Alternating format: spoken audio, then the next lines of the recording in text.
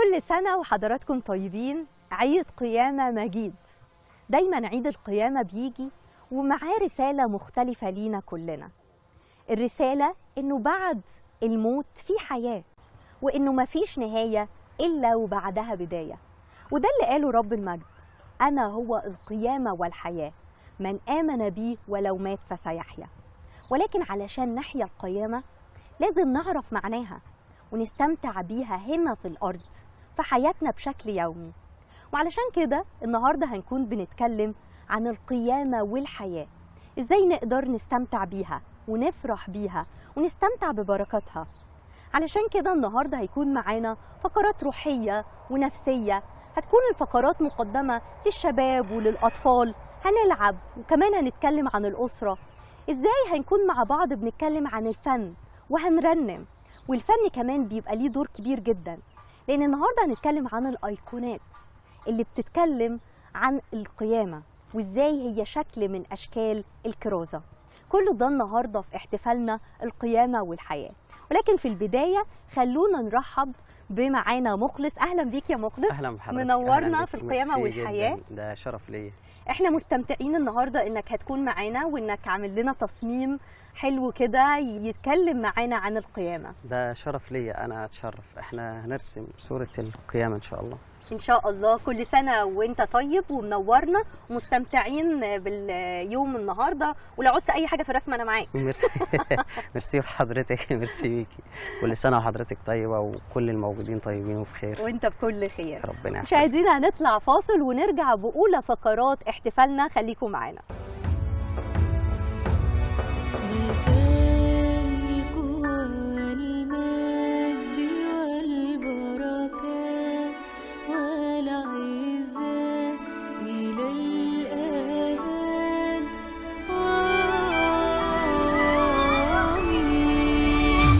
وزي ما الإيمان بنعبر عنه في الكلمات والترانيم، كمان عندنا فن رائع جدا وهو الأيقونات. لما بندخل الكنيسة وبنلاقي أيقونات ورسومات، أحيانا كتير مش بنبقى فاهمين إن دي بتوصل معاني روحية عميقة، وإنها شكل من أشكال الكرازة، لأنها بتوصل للناس باختلاف ثقافتهم أو فئاتهم أو حتى طريقة تفكيرهم. علشان كده النهاردة هنكون بنتكلم عن أيقونات القيامة، اللاهوت المرسوم. إزاي نقدر نفهم الأيقونة ونفهم المعنى الروحي ليها. سعدني ويشرفني أن يكون معانا قدس أبونا ميخائيل فؤاد، كاهن كنيسة رئيس الملائكة ميخائيل والبابا كرولس بملاوي المنيا. أهلا بقدسك يا أبونا. أهلا بيكي. كل سنة وقدسك طيب. وانت بصحة وسلامة. أخدت بركة. احنا اللي أخدنا بركة ومتحمسين جدا جدا لفقرة النهاردة، لأنه مش كتير بنتكلم عن الأيقونات أو عن الفن التشكيلي عامة في الكنيسة، فمتحمسين إن احنا نفهم أكتر. تمام. هو أول حاجة يعني حابب بس أوضح إن الأيقونة مش زي أي لوحة عادية. يعني دايما الناس تختلف إن تقول صورة أو كده. دايما ممكن نقول عن اللوحة دي ممكن ما تكونش ملزمة بأي دلالات ولا رموز ولا قانونية في الكنيسة حتى. لكن لما نقول أيقونة بيبقى ليها قانونية في الكنيسة. مش أي حاجة بتتحط في الكنيسة. يعني في فرق ما بين اللوحة وما بين الأيقونة؟ طبعا طبعا. بالنسبة للأيقونة بيبقى ليها رموز معينة وبتاخد قانونيتها من الأب الأسقف اللي بيراجع التعليم اللي فيها. احنا بنقول إن الأيقونة دي مكتوبة، عشان كده الفنان اللي بيعملها بنقول له هو كاتب الأيقونة، فهو بيكتب حاجات من خلال الألوان بلغة بسيطة زي ما قلتي بالظبط كده. كل الناس تقدر تفهمها وتعرفها حتى لو ما كانتش بتعرف تقرأ. ودي عملت دور كبير قوي في الكنيسة الأولى. احنا أول مرة نعرف حتة إن هي كتابة، يعني كتابة أيقونة مش رسم أيقونة. كتابة ومتابعة التعليم اللي فيها. يعني لو كان التعليم اللي موجود جوه الأيقونة مش موافق الكنيسة ما تدشنهاش. وما ينفعش الأب الكاهن يديها يد بخور. طيب قبل يا قدس أبونا ما ندخل في تفاصيل الأيقونات عشان نفهمها أكتر، احنا معانا برضو فنان تشكيلي بيرسم لنا تصميم النهاردة عن القيامة، فعايزين نتابع مع مخلص ونشوف وصل لغاية فين. ايه الأخبار يا مخلص؟ زي الفل الحمد لله. الله، ايه التصميم الحلو قوي ده؟ احنا لسه شغالين. انت راسم رب المجد وهو فوق القبر بالظبط. والقبر مفتوح. بالظبط. هي هيكون فيها كمان عناصر تانية زي جمجمة اللي هي بترمز للموت، وطبعا موجودة في الأرض، ودي بترمز اللي هو خلاص قوته أصبحت في الأرض منتهية. وفي سلاسل اللي هي قيود الخطية، دي السلاسل هتبقى المفروض على باب القبر وهتبقى متقطعة، ودي بترمز إلى الخطية اللي هي مقيدة كل إنسان. بموت المسيح فتح القبر واتفكت السلاسل. بس فدي الحاجات اللي هتبقى موجودة في اللوحة معانا. مش كأننا، هو بالحقيقة احنا اتحررنا من الخطية. فأنت راسمها في صورة سلاسل. بالظبط. بنرمز لها بقيود الخطية.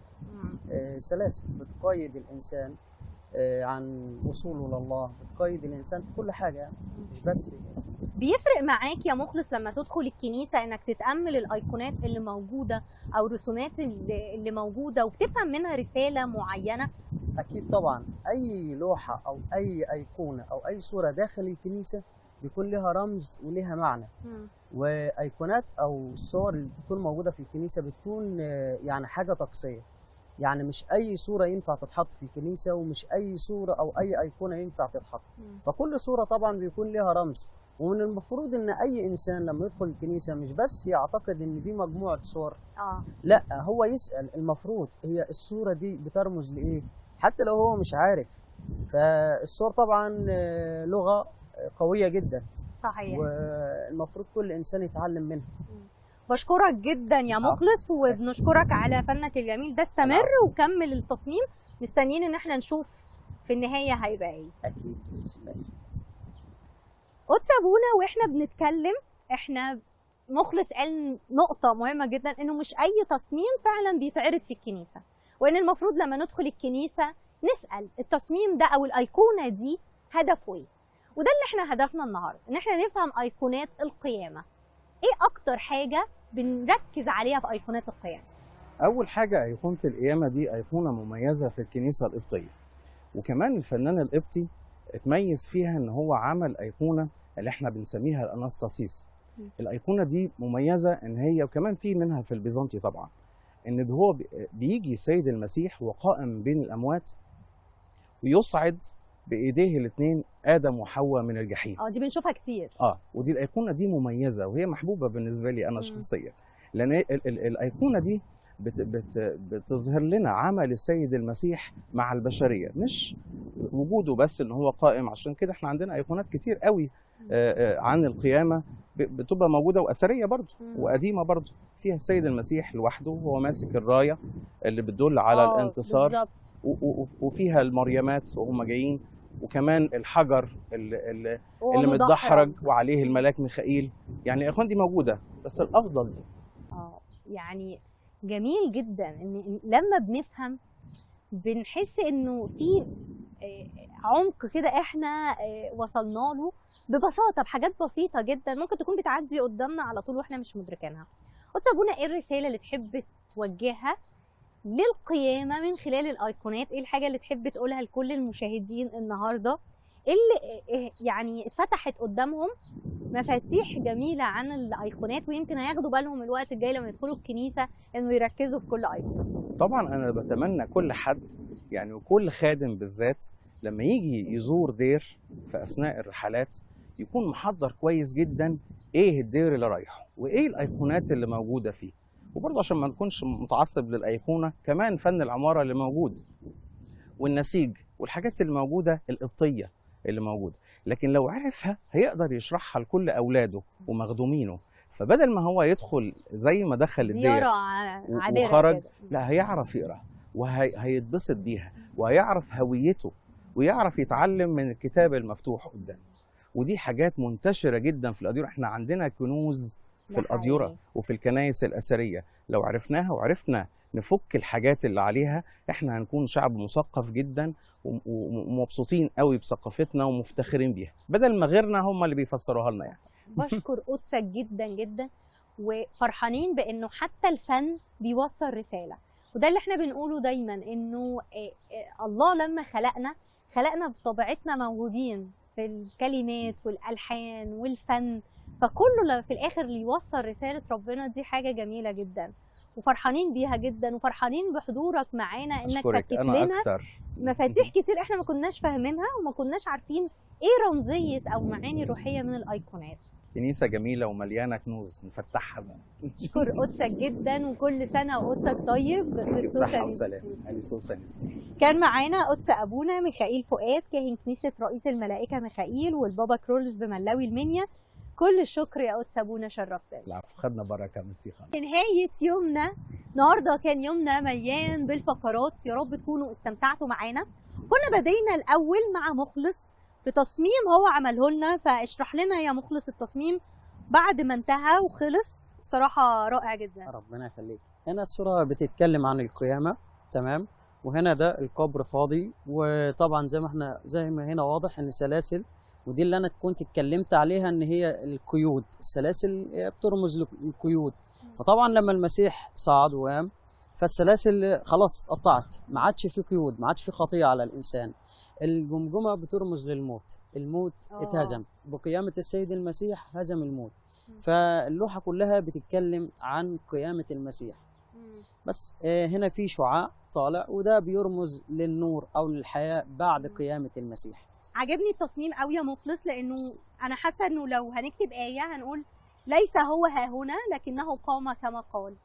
فشكرا ليك جدا، نورتنا وشرفتنا. ميرسي. وكل سنه وانت طيب. ميرسي. ودايما مبدع، ودايما بنشوف تصميمات جميله منك. ميرسي لحضرتك، وشكرا ليكم ولكل فريق قناه اغابي. ميرسي ليك. مشاهدينا، خلص احتفالنا النهارده، كنا بنتكلم عن القيامه والحياه، وعشان نستمتع بالقيامه خلونا نعيشها كل يوم. عشان نعرف نعيشها كل يوم ده من خلال كلمة الله الحية والفعالة والأمضى من كل سيف ذي حدين، السراج المنير لينا. وعشان كده لما هنفتحها هنعرف نستمتع بسلام الله وبرجائه وبانتصاره. خلص يومنا، مبسوطين جدا جدا كل الفقرات اللي كانت معانا، ونتمنى يكونوا اتبسطتوا معانا. خريستوس أنستي. أليسوس أنستي.